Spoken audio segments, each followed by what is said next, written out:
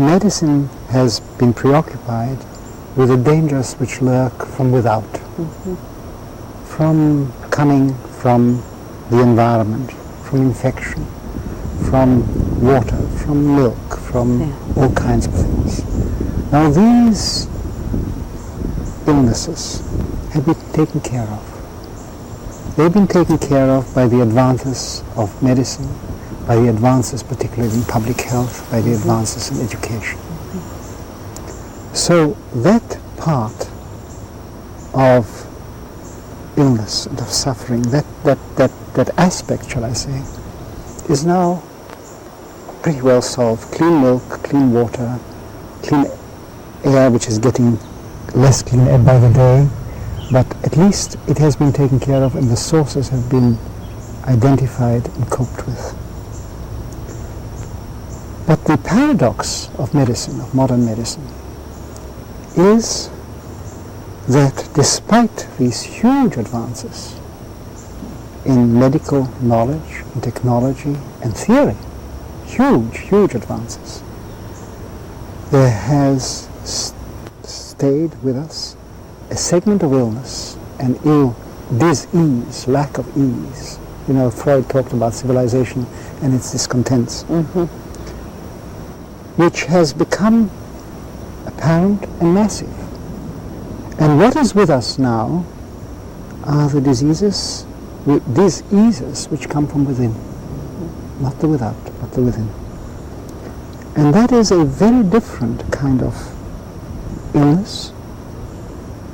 And in fact, it is emerging quite clearly that the main pathogen, the main causative agent of illness in society is mode of life itself. Life is the main pathogen. It's hard to live, as we say. And it's becoming very hard. Now the puzzle has been, how do stresses and other circumstances produce actual damage and scarring of tissues? How does stresses cause coronary heart disease and hypertension and gastric ulcer?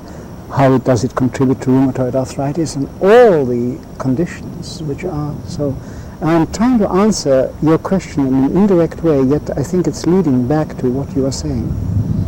And what is happening is that there is an increasing awareness of the role in which the mind plays in bodily function, and attitudes of mind affect bodily function.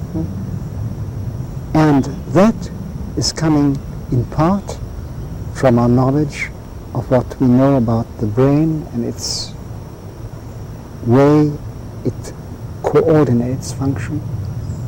The brain is essentially an organ of wholes. It makes things whole. It senses the whole body and feeds back the information in an orderly way. It is the organ which maintains order and balance and homeostasis.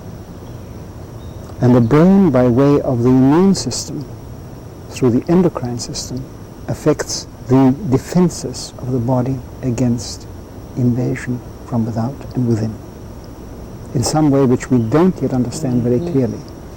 Now when you take that and add a third element to it, that in fact it is not the way, not events themselves, but our perception of events and the nature of the way we perceive events affect function. Then you're coming to the elements of a theory which makes sense of the whole concept and become aware of the way in which the environment, close interpersonal environment, affects bodily function. Then you can begin to act on that information and choose deliberately. We can learn to listen to our own. It is really cultivating one's listening skills, one's inner listening skills, one's outer listening skills, and incorporating them into an act which would make awareness really a guiding principle, a guiding function in living And I don't mean living in the abstract in the future, but day-to-day living. I think it's that really what we're talking about. We're talking about the theory and practice of the good day. Yes. One good day at a time. Yes. One, that's all one can do, is just one good day at a time. Are you saying that if we can handle our own attitude and correct our attitude towards wholeness, towards love, towards ease, that we can improve our health? And oh yes, I think there's good evidence for that already.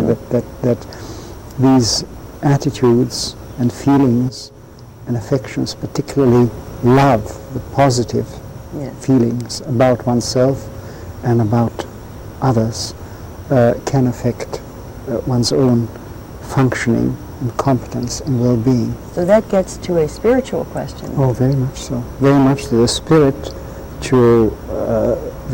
the spirit is really the core of it all. And don't forget that medicine started in the context of prayer. That the healing places were the healing temples.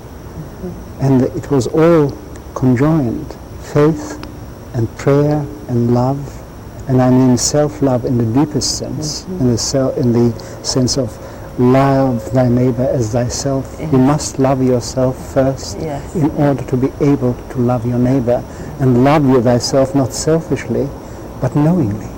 Knowingly, it's always knowing what it's about, and it's that aspect which is coming more and more into medicine. So really what I see in medicine developing is, of course, the physical biological, the mental psychological, and the spiritual element, all conjoined, and that is what wholeness is about,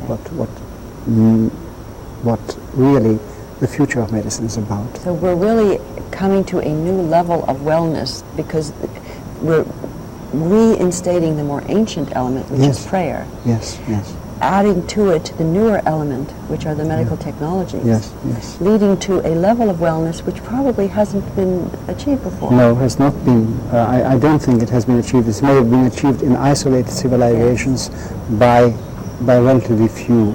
It has not been achieved on a wider scale, and the beauty of our age and the timeliness of our age is that far from discarding science, one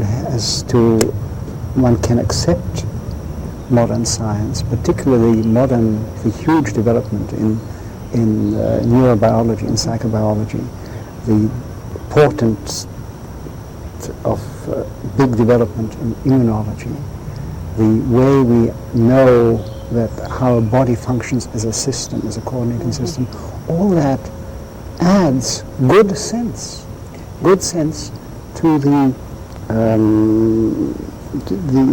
this attitude of making awareness, belief, affection, love, an element of daily life, which is what all great religions have always said. Thank you very much, Dr. Elkes. What we're seeing here, again, is an evolution in the field of health, where we are doing two things at the same time. We are reaching deep into the past of what we used to know and perhaps lost, which is the sense of self-healing, of prayer, of the realization of the power of the spirit. And we are adding it to the more recent understanding through science of how the technologies and mechanisms of the body work.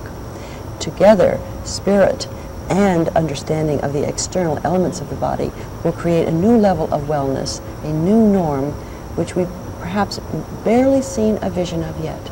Thank you.